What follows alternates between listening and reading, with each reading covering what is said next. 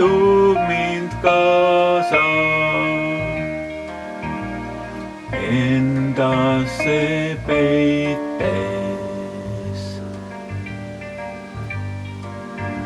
Hirm valdab mu meeli, halvab mu keha, ometi ikka on lootus.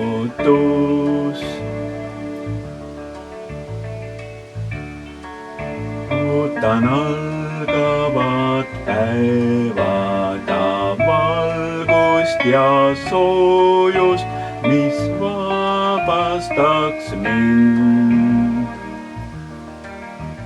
pimeduse haardest.